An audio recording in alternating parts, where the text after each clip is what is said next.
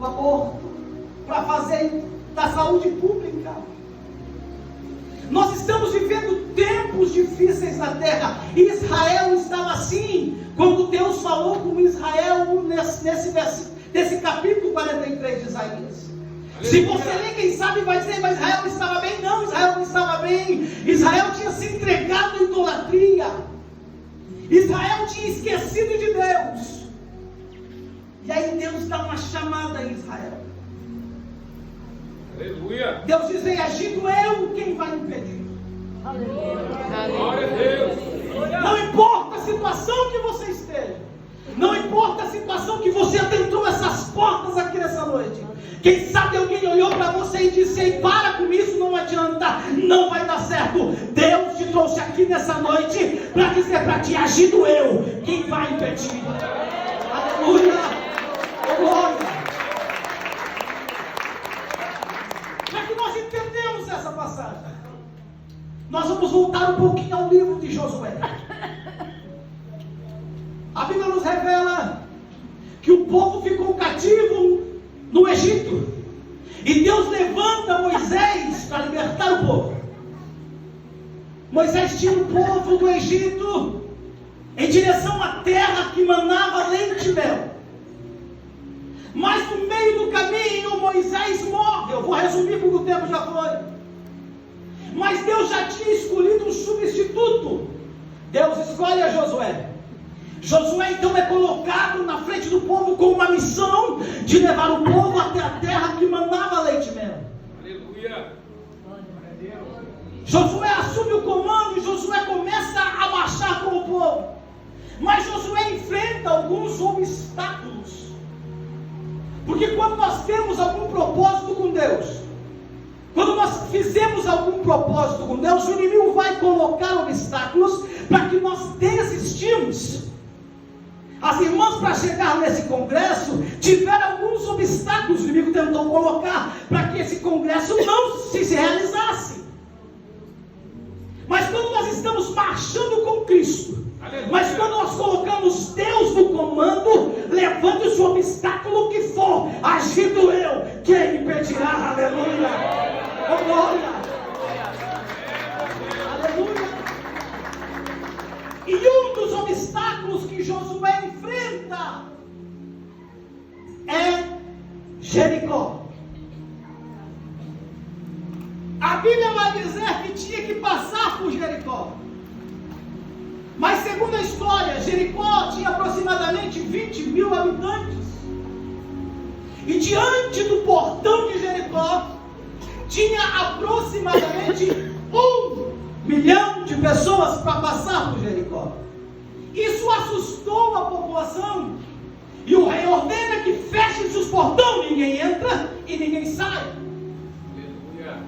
E naquele tempo a cidade era rodeada por muros. E se você entrar na história, os muros de Jericó eram uma fortaleza que até casa podia ser construída em cima. E aquilo começa a irritar a Josué. Então Josué vai falar com Deus. Josué dobra o seu joelho e diz: Deus, tu me deste um compromisso. Eu tenho que levar esse povo. Mas Jericó fechou os portões. Aleluia. O que é que eu faço, Deus? Deus dá estratégia a Josué. De Josué: reúna os seus homens, os levitas.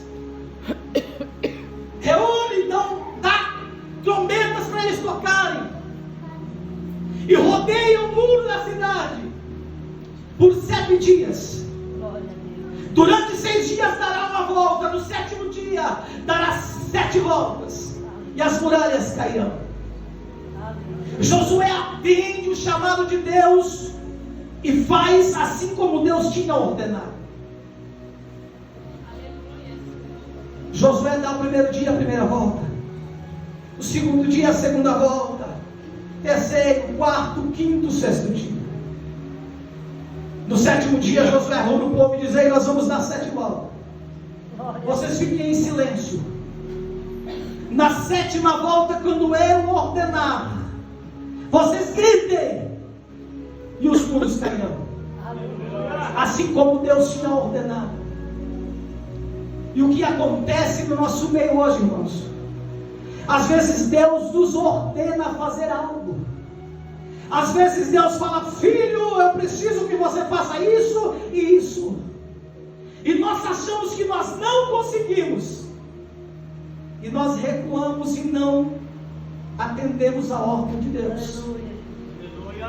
E isso há consequências, irmãos. Quando nós não ouvimos a voz de Deus, nós temos consequências. Eu sempre digo que a prova e a consequência é diferente. A prova quem dá é Deus. Porque Deus prova aquele que Ele ama, para nós sermos aprovados. Mas existe a consequência da desobediência. Quando nós desobedecemos, há consequências a nós pagarmos. Então a diferença entre a prova e a consequência. Quem sabe você está passando pela prova, Deus está ordenando a prova. Mas quem sabe você está passando pela consequência da desobediência. Aleluia, Deus. E sabe, Deus pediu para você fazer algo e você disse: eu não posso. Eu sou pequeno, eu sou menor da casa, eu não consigo. Mas se Ele colocou nas tuas mãos, é porque você pode, é porque Ele confia em você. Aleluia! Oh, glória! Ele confiou a Josué. E Josué obedeceu tudo que Ele falou. Na 7ª volta, as muralhas caem. Eles adentram a Jericó. Quando entram em Jericó, Josué, a ira no coração de Josué não tinha passado. Josué chama os seus homens e diz: matem todos os moradores dessa cidade, do menor ao maior, nem animais você perdoe. Segundo a história, uma das maiores chacinas, aproximadamente 20.000 pessoas foram mortas a fio da espada. Jericó se torna um mar de sangue. Ainda não contente, Josué dizer: vamos atear fogo em tudo. Não deixe nada de pé, meta fogo em tudo. Só tire ouro, prata e bronze para o tesouro da casa do Senhor. O resto queime em tudo. Jericó é destruída. Mas ainda Josué não estava contente. Josué olha para aquelas ruínas e diz: maldito seja o homem que erguer os alicerces dessa cidade. Morrerá o seu filho primogênito. Maldito seja o homem que colocar os portões dessa cidade. Morrerá o seu filho mais novo. O que Josué quis dizer? Maldita seja Jericó. Josué amaldiçoa Jericó. E a Bíblia vai dizer em 1 Reis que passam-se os anos. Um homem por nome de Riel, o betelita, começa a edificar os alicerces de Jericó. Assim como tinha dito Josué há anos atrás, morre seu filho primogênito. Quem sabe alguém chegou para Riel e disse: Riel, o profeta de Deus disse que quem levantasse os alicerces dessa cidade morreriam seus filhos. Riel, quem sabe, não deu ouvido para o que disseram para ele. Riel levanta os muros, morre seu filho primogênito. Ainda não contente, Riel coloca os portões na cidade, morre seu filho mais novo. E quantas vezes nós não damos ouvido ao que Deus tem nos falado? Quantas vezes Deus levanta profetas para falar conosco? Entra num ouvido e sai no outro. Nós não temos dado ouvido nesses últimos dias. Só queremos pegar para nós o que é para o nosso ego. Quando Deus vem nos corrigir: isso não é para mim, isso é para fulano, é para ciclano. Ei, meu irmão, se Deus está te corrigindo, é porque Ele te ama. O pai que ama o filho, Ele corrige. Oh, glória! Aleluia! Aleluia! Jericó se torna uma cidade amaldiçoada. Só moram em Jericó pessoas com problemas. Jericó só vai morar depressivos. Jericó só mora cegos. Jericó só vai morar leprosos. Jericó só mora pessoas com deficiências, pessoas problemáticas. Jericó se torna uma cidade amaldiçoada.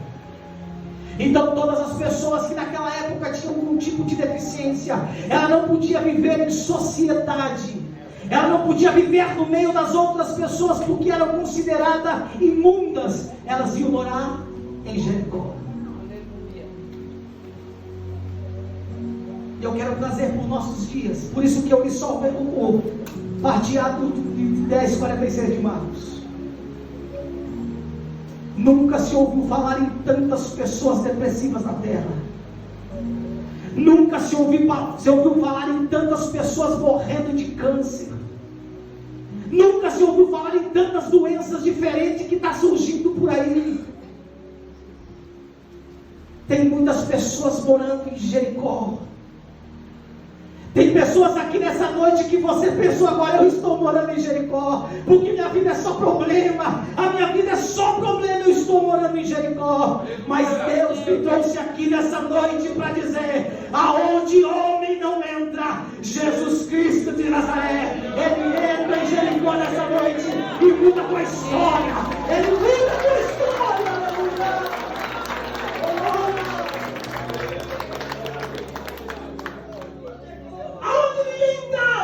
Glória a Deus. Capítulo 10, versículo 46 de Marcos. E depois foram para Jericó. Aleluia.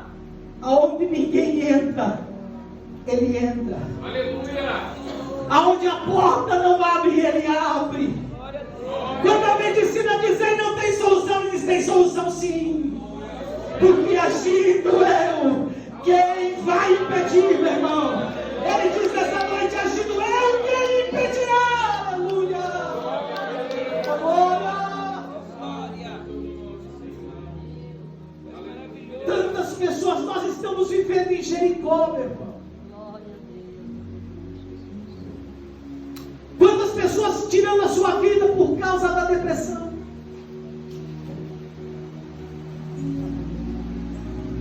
Quantas pessoas desanimando, desistindo de viver, porque recebeu uma notícia da medicina?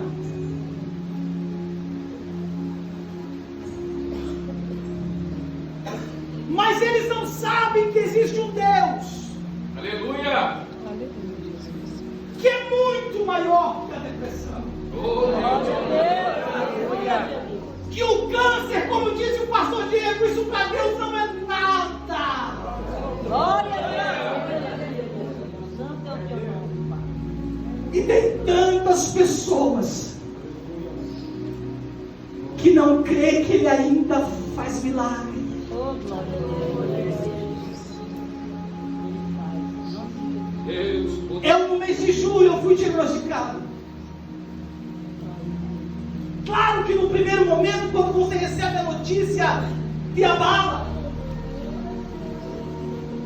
Porque você não sabe o que vai acontecer. Nesse momento, o teu emocional vai lá embaixo. Mas passando alguns minutos, eu começo a receber ligações. E o meu irmão, que é pastor em Curitiba, ele me ligou. E disse: Sérgio, eu estava orando na igreja. E Deus falou comigo para mim te ligar. Para tu fazer uma nova aliança, fazer um propósito com Deus. Aleluia. Aleluia. E eu fiz aquele propósito com ele, nós oramos pelo telefone. Fiz o propósito com Deus. E a partir daquele momento, irmãos, eu aliviei. Glória a Deus, aleluia. Para mim foi uma tranquilidade. Aleluia. Eu sei que eu vou ter que passar por esse processo das quimioterapias, eu sei. Deus permitiu sim, eu vou ter que passar. Mas eu creio num Deus que no final de tudo isso, o médico vai chegar e dizer: ei, você não tem mais nada.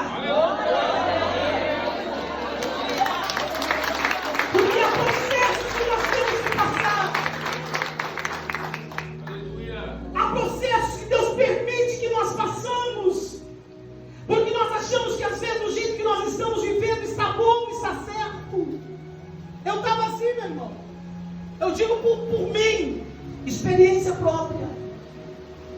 Eu achava que a vida que eu estava levando estava tudo bem. Do jeito que eu estava levando estava ótimo.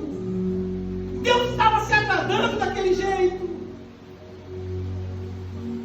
Mas Deus do céu disse: não está bom. Eu vou ter que te puxar um pouquinho diferente. Eu vou te trazer um pouquinho diferente. Às vezes Deus permite você passar pela prova. Às vezes Deus permite você passar pelo vale. Porque Ele quer você um pouquinho mais perto dele. Ele quer que você se achegue um pouquinho mais perto dele. Porque às vezes nós estamos se afastando de Deus, achando que tudo está bom. Às vezes nós orávamos 1 hora no dia, passamos para meia hora, 15 minutos. Tá bom, tá ótimo. Deus está se agradando. Senhor. Aí Deus permite nós passar na prova. Aí Deus permite nós passar no vale para dizer: volte a orar 1 hora novamente. Glória a Deus. Converse comigo um pouquinho mais. E quando nós vamos se afastando de Deus, irmãos, as nossas forças começam a diminuir. Não tem mais vontade de vir na igreja. Não tem vontade mais de cantar no sítio de oração dizendo: ei, já participei de um congresso, tá bom, outro não vou nem participar. Isso vai nos afastando de Deus. Isso vai nos afastando cada vez mais. Nós damos brechas para o inimigo entrar e começar a agir.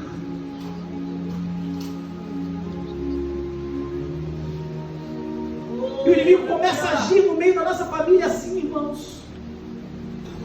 Às vezes ele não vai agir na tua vida, mas ele entra no meio da tua família, dos teus filhos, e começa a agir.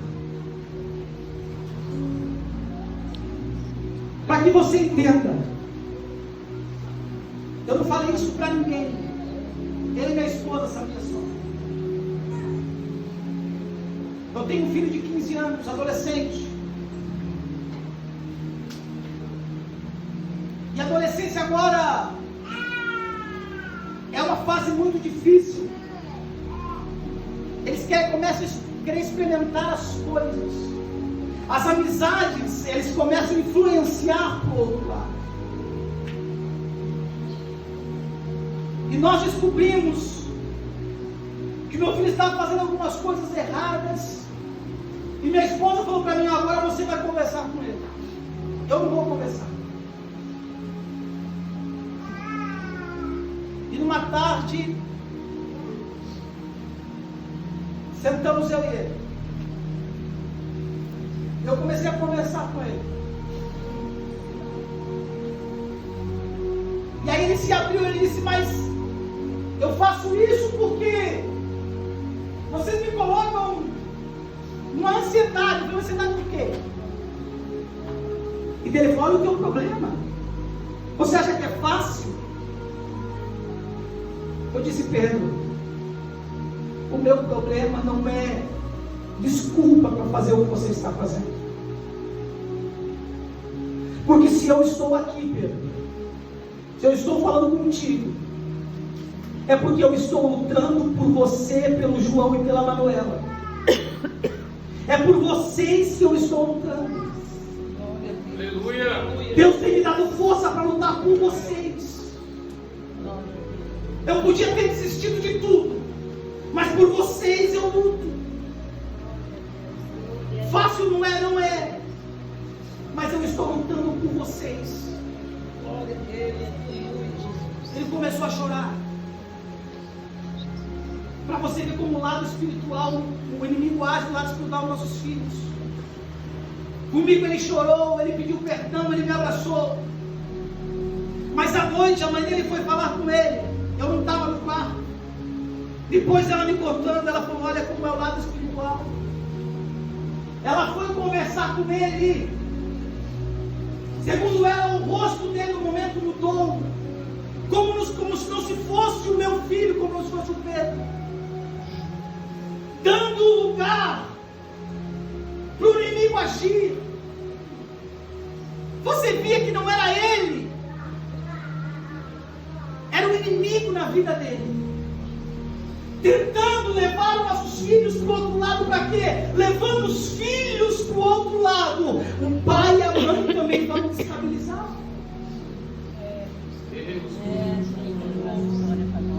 Quando eu descobri aquilo, eu fiquei triste, mas na conversa com ele, eu falei: eu vou te dar mais uma chance, eu vou apostar mais uma ficha em você. Pai e mãe, converse com seus filhos, tire um tempo para sentar com eles. Aleluia. Conversa com eles. Porque se você não conversa, alguém lá fora vai conversar. Aleluia. Se você não ensinar o caminho que deve andar, alguém lá fora vai ensinar um caminho errado.